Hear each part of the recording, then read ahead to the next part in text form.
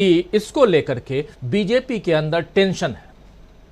देखिए राजीव जी, एक सबसे पहली बात तो ये कि अभिषेक बनर्जी नहीं आए, ये ठीक है, मगर जेडीयू की तरफ से लल्लन जी की तबीयत ख़राब थी, उसके बदले जो है जेडीयू ने झा साहब को अपना दूसरा प्रतिनिधि भेज दिया था, तो वो थे, तो इसलिए सिर्फ मनोज कुमार झा, हाँ, इसलिए सिर्फ एक सदस्य नहीं आया, और उसका कारण बड़े साफ साफ तौर पे के.सी. वेणुगोपाल ने बता दिया कि उनके ऊपर छापे डाले जा रहे हैं, सरकार परेशान कर रही है, इंडिया को तोड़ने की कोशिश कर रही है, और इस वजह से वो नहीं आ पाए। क्योंकि जैसा कि आपने बताया कि बैठक के पहले ही ये माहौल बनाया जा रहा था कि बहुत विवाद हैं, कौन आएगा कौन नहीं आएगा, मगर वो सारे विवाद जो हैं वो बनाए जा रहे हैं, वो मीडिया के अंदर हैं, वो कहानियों में हैं। वास्तविक रूप से आज की जो ये मीटिंग थी ये बहुत सफल रही, और सबसे बड़ी बात ये कि सारे लोगों ने एक साथ बैठ के ये तय किया, और जो बात लालू जी ने बॉम्बे में कही थी उसको दोहराया कि किसी भी पार्टी के नुकसान या फ़ायदे की बात नहीं है, इंडिया के फ़ायदे की बात है खाली, और वही बात हमको करना है जी। हर नेता इस पर सहमत था कि 2 सीटें हमें कम मिल जाए, कोई परवाह नहीं है, लेकिन सबसे बड़ी बात यह है कि हम किस तरह से अपनी सरकार बना सकते हैं। और इसीलिए आपने देखा कि मीटिंग शुरू होने से पहले सौरभ भारद्वाज जो बोल रहे हैं, सबसे ज़्यादा लोग आम आदमी पार्टी पे ही अटैक करते थे, और वो केवल इंडिया के बाहर के लोग नहीं थे, खुद इंडिया के अंदर कांग्रेस के लोग और मीडिया के लोग भी आम आदमी पार्टी से बहुत नाराज़ रहते थे जी। नाराज़गियाँ अपनी जगह होती हैं, झगड़े अपनी जगह होते हैं, लेकिन जब किसी बड़े काम के लिए मिलते हैं तो छोटे छोटे मतभेद बुलाना पड़ते हैं, और ये तीनों मीटिंगों के अंदर सारे बड़े नेताओं ने कहा, और इसीलिए सौरभ भारद्वाज ने आज ये कहा, और बिल्कुल ठीक बात है कि कौन नहीं चाहेगा कि उसकी पार्टी का आदमी प्रधानमंत्री बने, सब चाहते हैं, हर पार्टी चाहती है, लेकिन पहला फैसला ये है कि हमको जीत के आना है जी। जब अगर हमारा बहुमत आ जाता है लोकसभा में तो आराम से फैसला कर लेंगे जी। तो आज की मीटिंग बहुत कामयाब रही, और दूसरा जो इसमें एक बहुत बड़ा ख़ास मुख्य निर्णय हुआ वो ये हुआ कि जो जनसभाओं की बात मुंबई में की गई थी, वो पहली जनसभा उन्होंने तय कर दी है कि पहली जनसभा भोपाल में हो, यानी कि शिवराज सिंह चौहान के लिए और मुसीबत जी। जैसा कि आपको मालूम है कि मध्य प्रदेश से बहुत बड़ी तादाद में, जैसे कहते हैं, भगदड़ सी मची हुई है, बड़े बड़े नेता कांग्रेस में आ रहे हैं, जिसमें मौजूदा विधायक भी हैं, पूर्व विधायक भी हैं, जिला अध्यक्ष भी हैं, यहाँ तक कि जो कैलाश जोशी बीजेपी के पहले मुख्यमंत्री रहे, मध्य प्रदेश में पहले मुख्यमंत्री, उनका बेटे भी आ गए हैं, और बहुत सारे लोग आ रहे हैं, और 18 तक जो है और भी लोगों के आने की संभावना है वहाँ। और एक ख़ास बात यह है कि जो भी नेता अपने ज़िले से आता है वो 100-150 गाड़ियाँ के काफिले से कम लेके नहीं आता है जी। मतलब 1000, 100-200 नहीं, 1200 देख रहा हूँ, 1000, 1200, 1100, ये गिनती है। तो बहुत उत्साह के साथ लोग आ रहे हैं, और उत्साह जब होता है कि जब वहाँ की जनता या वहाँ के कार्यकर्ता भी आपके समर्थन में होते हैं, तो ये सारी की सारी इंडिया के लिए जो है अच्छे संकेतों के तौर पे देखी जा रही है। और जो एक ख़ास बात जो है इसमें कि मीडिया की, आप जो कह रहे थे कि मीडिया पे हम बात करेंगे, तो ये है कि देखिए आज ये खबर सबसे बड़ी है कि सुधीर चौधरी के ख़िलाफ़ जो है कर्नाटक में FIR लॉन्च हो गई है। कांग्रेस ने पहली बार, या कांग्रेस की सरकार ने पहली बार ऐसी हिम्मत दिखाई है, इससे पहले विपक्ष की दूसरी सरकारें हिम्मत दिखाती रही हैं।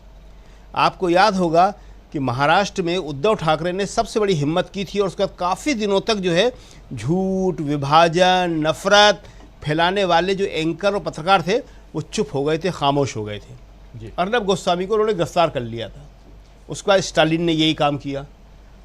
तमिलनाडु के बारे में इतनी झूठी खबर चलाई बिहार को लेके, और उसके बाद स्टालिन ने जो है वहाँ के एक पत्रकार को गिरफ्तार कर लिया, और अब कर्नाटक की सरकार ने ये मुकदमा लॉन्च किया है जी। मुकदमा है, अदालत में चलेगा, जो होना होगा होगा, लेकिन सबसे बड़ी बात है कि अगर आप सच के साथ थे, आज आप कह रहे हो कि हम पे हमला हो रहा है, तो आपने अपना वो ट्वीट डिलीट क्यों किया? आपने वो जो प्रोग्राम दिखा रहे थे वो क्यों उड़ा दिया? इसका मतलब आपने जो दिखाया था, आप ये सोच रहे थे कि सब चल जाएगा, देखिए, झूठ, नफरत और विभाजन देश के लिए किसी भी तरह से अच्छा नहीं हो सकता है जी। आज लोग ये कह रहे हैं, बहुत सारे एकजुट होने लगे हैं इस किस्म के पत्रकार और एंकर, ये कहने लगे कि हम पे हमला हो रहा है। अरे हमला तो पत्रकारिता पे आप लोग कर रहे हो। जी। पत्रकारिता हमेशा दो चीज़ों की होती है, एक जनता की और दूसरी सच और तथ्य की, तीसरी कोई पत्रकारिता नहीं होती। जी। आप जनता की बात उठा नहीं रहे, जनता की आवाज़ उठा नहीं रहे, महंगाई पे, बेरोज़गारी पे, सरकारी शिक्षा पे, सरकारी चिकित्सा पे, ये जो अग्निवीर स्कीम है इस पे। और अभी देखिए अब कितनी बड़ी बात हो गई है, किसी एक ने प्रोग्राम दिखाया कि 1 साल में 1 महीने की छुट्टी वो भी बमुश्किल मिलती है सैनिक को, बड़ी मुश्किल से मिलती है। और जब वो छुट्टी पे जाएगा तो उसके साथ में बहुत सारे ऐसे प्रचार के पर्चे और बुकलेट और कागज़ होंगे जिन्हें ले जाके अपने गांव में बांटेगा और ये बताएगा कि मोदी सरकार ने क्या काम किया है। कैसी अजीब बात है। आज से पहले देखिए, 2 संस्थाएं जो हैं किसी भी लोकतंत्र में सबसे महत्वपूर्ण होती हैं, बाकी भी सब होती हैं, लेकिन एक जुडिशरी और एक आर्मी, इन्हें होली काऊ कहा जाता है। जी। बाकी मीडिया है, न्याय कार्यपालिका है, विधायक सब हैं, इन सब में थोड़ा बहुत ऊंच नीच होता रहता है और हुआ भी। लेकिन सबसे बड़ी जो बात हुई है कि पहले जुडिशरी में हुआ और अब ये सेना में भी होने लगा है। इसके जो परिणाम हैं आप क्या समझते अच्छे रहेंगे? सेना के अंदर आप राजनीति को डाल रहे हैं। इससे पहले अग्निवीर करके आपने 4 साढ़े 4 साल में लड़कों को रिटायर करने की आपने घोषणा कर दी। बिल्कुल बिल्कुल। आता हूँ शकील अख्तर जी उस। और ये अब गठबंधन में ये बताया जा रहा है कि कुछ राज्यों के, जैसे पंजाब है, दिल्ली है, बिहार है, इन राज्यों पर भी फोकस्ड होकर के विचार विमर्श किया गया है। राजीव जी, एक तो सबसे पहले एक बड़ी दुखद खबर कश्मीर से आ रही है और कश्मीर के बारे में हमारी ये जो सरकार है बहुत बड़े बड़े दावे करती रही है, लेकिन दुर्भाग्य से सच्चाइयाँ कुछ और बताती हैं। आज अनंतनाग में अभी एक कर्नल रैंक के ऑफिसर, एक मेजर और एक जम्मू कश्मीर पुलिस के डीएसपी, ये तीनों शहीद हो गए आतंकवाद में। कर्नल का मतलब हमारे दर्शक समझते होंगे और हमारे साथी समझते होंगे, सेना का सबसे बड़ा कमांडिंग ऑफिसर होता है जी।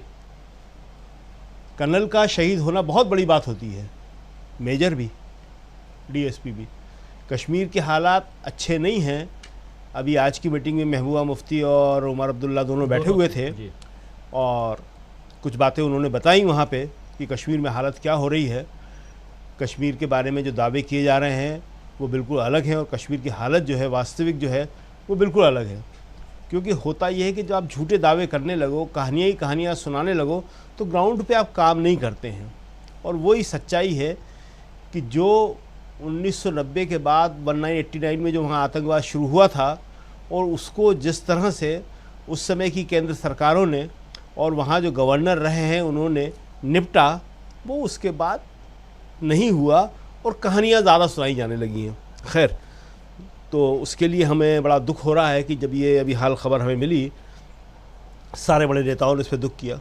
दूसरी एक बात कि प्रधानमंत्री जी के स्वागत का आप बता रहे हैं, इसी समय स्वागत हो रहा है जिस समय हमारे अनंतनाग में, दक्षिणी कश्मीर में आता है अनंतनाग, वहाँ ये इतना बड़ा हादसा हुआ।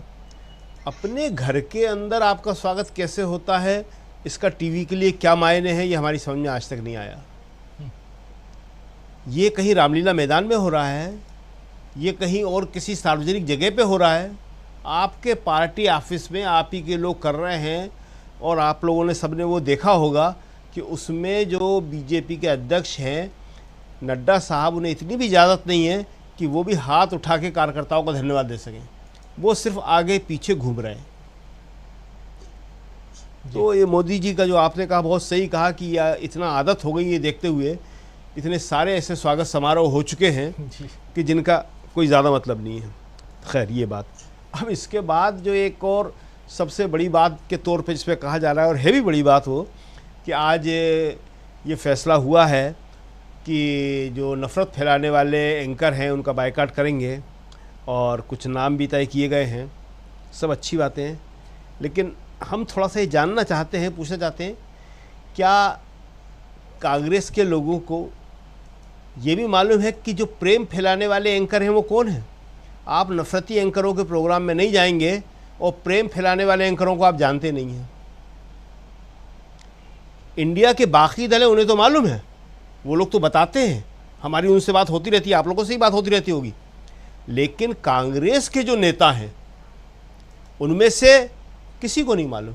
अगर आप उनसे बात करेंगे तो वो सब धान 22 पसेरी। उनके लिए कोई ऐसा स्टूडियो नहीं है जिस स्टूडियो को ये समझते हो कि यहाँ से प्रोफेशनल खबरें आती हैं, यहाँ से जनता की आवाज़ उठाई जाती है, यहाँ से विपक्ष की आवाज़ को महत्व दिया जाता है। मीडिया का काम क्या है, स्टूडियो का काम क्या है? यही 3 चीज़ें। नंबर 1, जनता की आवाज़ उठाना। जो जनता के मुद्दे हैं जिसको जनता बता नहीं पा रही है, उसके पास हम खुद जाएं, उनको लेके आएं और वो सरकार तक, विपक्ष तक और सब तक पहुंचाएं। उसके बाद काम क्या है हमारा कि देश में प्रेम, भाईचारा, इनकी बातें करें जी। देश को तोड़ने वालों को एक्सपोज करें। और जो विपक्ष की आवाज़ है जिसको आज दूसरे टीवी चैनल नहीं दिखा रहे हैं, उसको कौन उठा रहा है? इंडिया की आवाज़ को कौन उठा रहा है? कैसे उस आवाज़ को उठाने में कितनी परेशानियों को सामना करना पड़ रहा है?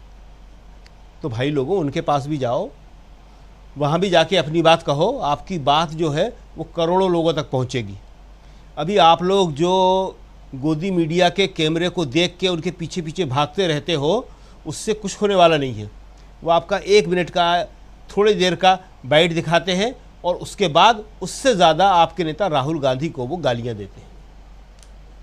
कांग्रेस के हर नेता को ये याद रखना चाहिए कि अगर मैं उनके टीवी में दिखता हूँ या उनके अखबार में छपता हूँ तो मेरे नेता को, राहुल गांधी को, प्रियंका गांधी को, सोनिया गांधी को ये लोग कितनी गालियां देते हैं।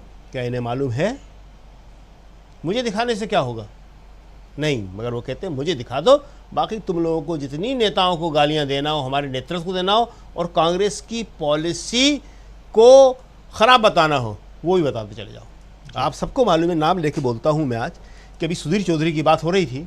अभी सुधीर चौधरी को लंच में कांग्रेस के 2 बड़े नेताओं ने बुलाया। ठीक है, बुला सकते हैं कोई भी, लेकिन उनके साथ खड़े होके बाकायदा अलग से फ़ोटो ऑप भी कराया, फ़ोटो खिंचवाया और फिर उस फोटो को अपने हैंडल से डाल के बताया भी कि देखिए सुधीर चौधरी जी हमारा कितना सम्मान करते हैं। कांग्रेस के बड़े नेताओं का कोई सम्मान नहीं है, लेकिन सुधीर चौधरी अगर उनके लंच में आ जाते हैं, उनके साथ खड़े होकर फ़ोटो खिंचवा लेते हैं, तो उस कांग्रेस के नेता का सम्मान बढ़ जाता है। और ये फैसला जनता करेगी कि उन्हें कितने वोट देना है, कितने नहीं देना। इसीलिए हम बार बार कहते हैं कि ये इंडिया गठबंधन जो है ये बहुत अच्छी चीज़ है। अभी जो हमारे साथी संजय जी हैं, उन्होंने बताया, बड़ी साफ बात कही कि कांग्रेस को ये नहीं मालूम, कांग्रेस ने ये काम नहीं किया, कांग्रेस को नहीं आता। बिल्कुल सही कहा उन्होंने, उनके अपने पत्रकारिता के अनुभव है जो ये बताते हैं।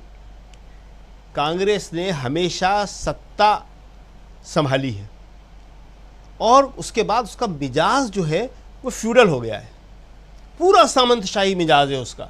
वो अपने आप को समझती है कि मैं तो स्टेपनी हूँ, पहिया पंचर होगा मोदी जी की गाड़ी का कोई, और जनता अपने मेरे पास हाथ जोड़ के आएगी कि सर अब आप संभाल लीजिए जी। अभी कहा भी खड़गे जी ने कि हमें सरकार चलाना आती है, 70 साल का अनुभव है, आपसे नहीं चलती, छोड़ दीजिए। अरे वो क्यों छोड़ेंगे भाई? अभी आप ही तो कह रहे थे कि वो इतनी आसानी से छोड़ने वाले नहीं हैं, वो नहीं छोड़ेंगे वो, और आप कह रहे हैं कि आपको नहीं चलानी आ रही, आप छोड़ देंगे। तो ये सारी की सारी चीज़ें हैं। इंडिया गठबंधन बहुत अच्छा है, इंडिया गठबंधन की वजह से ही ये सारा का सारा माहौल बन रहा है। लेकिन ये बात समझना चाहिए कि उनके 7 एंकरों का, 8 एंकरों का, अभी एक एंकर हैं उनके, 10 साल तक वो डीडी न्यूज़ में रहे। अडवाणी के टाइम अडवाणी जी लाए थे और उसके बाद 10 साल में कांग्रेस की सरकार ने उनकी खूब सेवा की, खूब उनका ख्याल रखा। और जिस दिन कांग्रेस की सरकार गई 2014 में, उन्होंने अखबार में पहला लेख लिखा कि ये पांचों के पांचों जो सूचना प्रसारण मंत्री थे ये क्या करते थे। आप कहें तो नाम भी बता दें। वो अपने आप को कहते हैं कि आज मैं थोड़ा सा इस्लामिक फोबिक होना चाहता हूँ, आज मैं थोड़ा सा, तो अभी समर्थन कर रहे हैं वो इन सब का जी। हमारे दोस्त के लड़के हैं, क्या कहें हम। तो कोई बुराई नहीं है, उनकी अपनी विचारधारा है, वो आरएसएस के हैं, कोई उनको उसमें उस लड़के में हम कोई दोष नहीं समझते। कहते भी हैं कि भाई तुम्हारे पिताजी भी आरएसएस में थे, तुम खुद भी रहे हो, तुमको वहाँ से अडवाणी जी लाए थे, अडवाणी जी दूरदर्शन में लगा दिया, अडवाणी जी ने बहुत अच्छा किया, उनका काम था ये करना। लेकिन ये 10 साल जो कांग्रेस के सरकार ने तुमको रखा और इस कांग्रेस के 5 सूचना प्रसारण मंत्री आए जिन्होंने तुम्हारा खूब सम्मान किया, और 10 साल तुम लगातार दूरदर्शन में बने रहे और उसके बाद आज तुम सब कर। तो ये भाई देखने की बात है, ये देखेंगे तो अच्छा है। खबरें चलाने से, बातें बताने से, ये सब करने से कुछ होने जाने वाला नहीं है। हम फिर कहते हैं कि तुम 7 लोगों की लिस्ट बना लो, 40 लोगों की लिस्ट बना लो, कोई कह रहा 36 की लिस्ट बनी है, जितने की बना लो, लेकिन हमें ये बता दो कि 2, 3, 4, 5 तुम्हारे पास कोई ऐसे एंकरों की लिस्ट है जो इस देश में प्रेम फैलाने का काम कर रहे हैं, इस देश की एकता के लिए काम कर रहे हैं, जो खतरे उठा रहे हैं और खतरे उठाकर पत्रकारिता कर रहे हैं। बिल्कुल सही कह रहे हैं शकील अख्तर जी, ये बहुत सही बात आप कह रहे हैं कि ये भी समझना होगा, अगर कहीं खाई है तो फिर ऊंचाई भी होनी चाहिए, और ये दोनों पहलू को समझना चाहिए, और इन दोनों पहलुओं को समझ के ही आपको आगे बढ़ना होगा। इंडिया गठबंधन मीडिया को लेकर के बहुत सतर्क नज़र आ रहा है, बहुत अच्छी बात है, सतर्क रहिए। चरण चुंबक पे सवाल पूछे जा रहे हैं और उसका आप जवाब दे रहे हैं, ये बहुत ज़रूरी है, लेकिन ये भी सोचना चाहिए कि कौन सवाल पूछ रहा है, कौन सवाल नहीं पूछ रहा है, कौन सही आईना दिखा रहा है, कौन सही आईना नहीं दिखा रहा है, ये सबके लिए